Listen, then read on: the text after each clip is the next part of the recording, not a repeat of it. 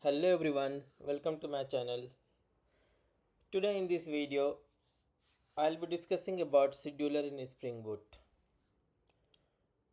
So, in order to explain this concept, I have taken a scenario and that scenario I'll be implementing in a Spring Boot project.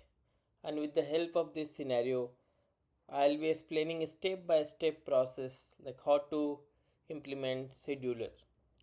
So the scenario here is you need to implement a scheduled task that runs every day at midnight to archive old book records. So there are number of records in the database, but we have to run this schedule at every midnight so that whatever is the old records, it should archive that.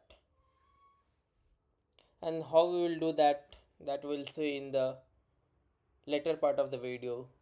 So to see the complete implementation and how we are going to implement, watch the video till end.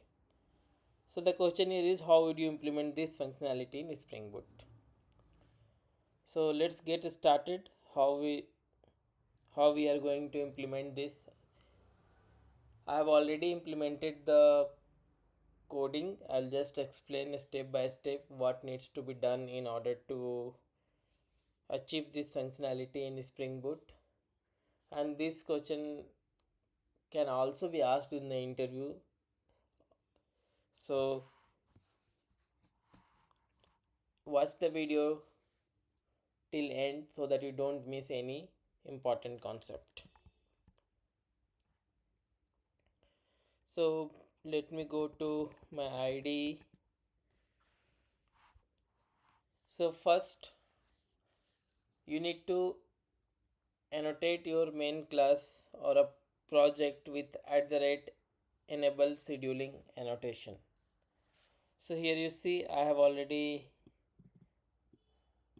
on top of my class I have added @enable scheduling annotation. So it enables scheduling in your project. So the first step is to add this annotation.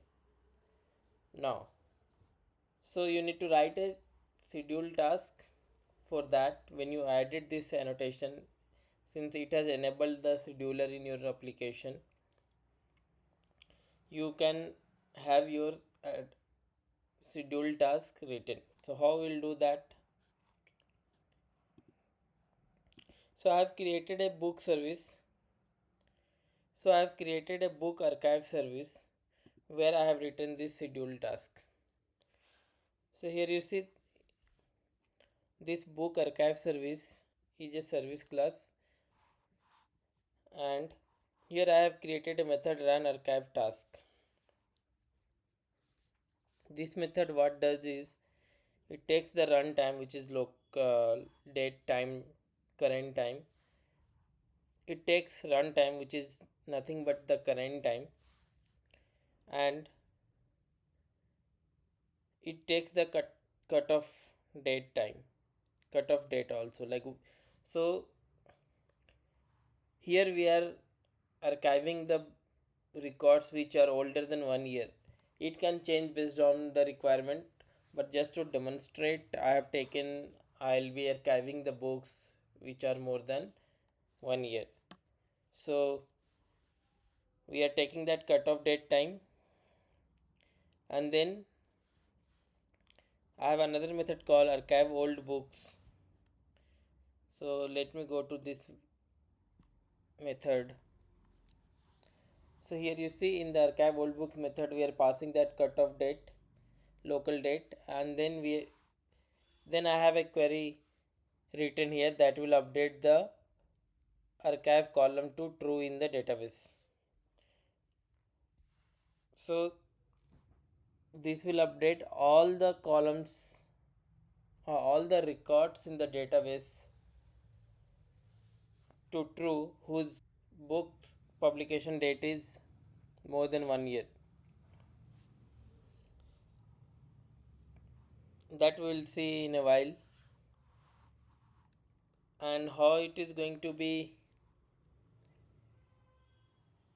executed automatically, so that we will see now. So now let me go back to the book archiving service. So this is a method, and this method is getting called in a archive old book. So the run archive task is a method where I have written the logic to archive the older records in the database that I have already explained, and this method is getting called inside this archive old book. So whenever this method is called, this will call this run archive task and this logic will be executed.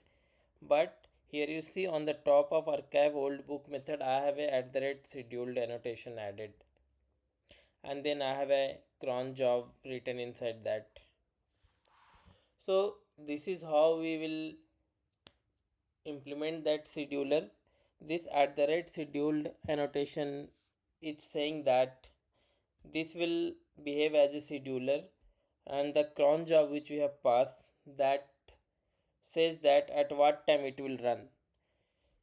So if you talk if I talk about cron job, here you see we have six characters inside it, like first three zero zero, then star star, and then question mark. So every character inside it has a significant or importance.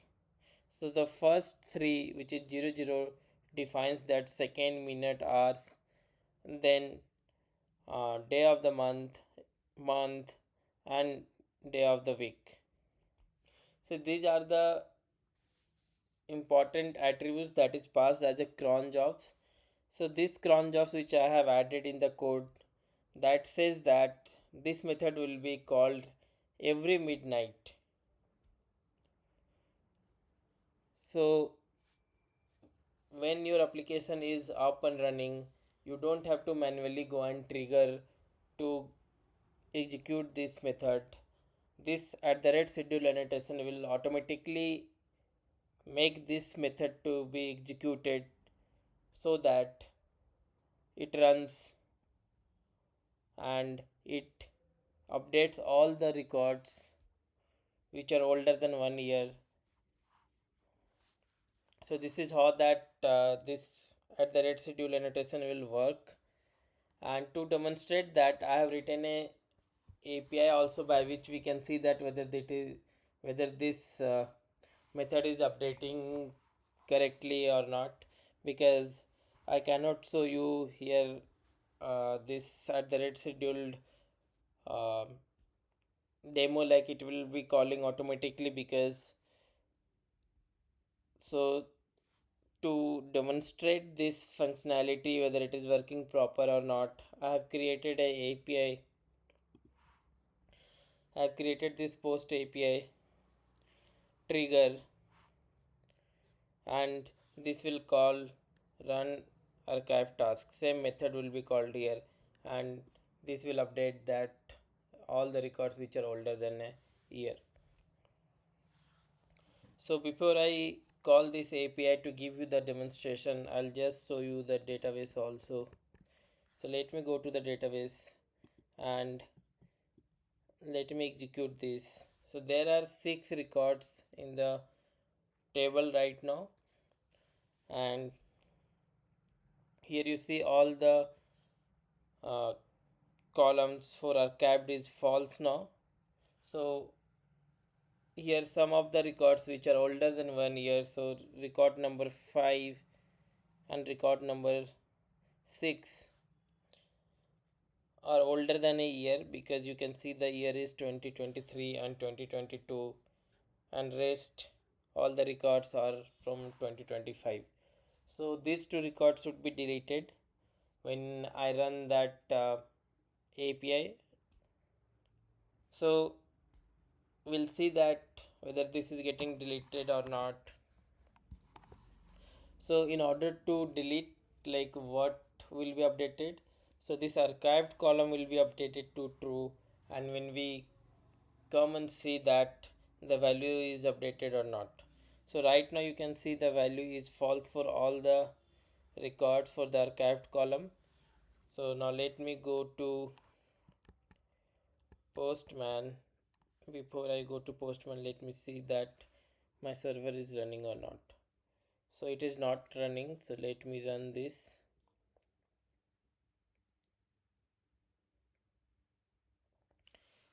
So my application is running on port 8080. So now let me go to Postman. So this is the API, localhost API book get trigger. Before I call this API, I would like to call another API book list. Let me execute this.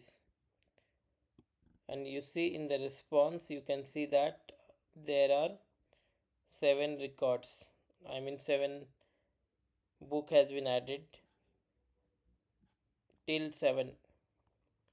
So you can see all the records which are available in the database are coming. So there are total 1, 2, 3, 4, 5, 6 records which are coming right now because no record have been archived. So when I call that API, we saw that there were 2 records were having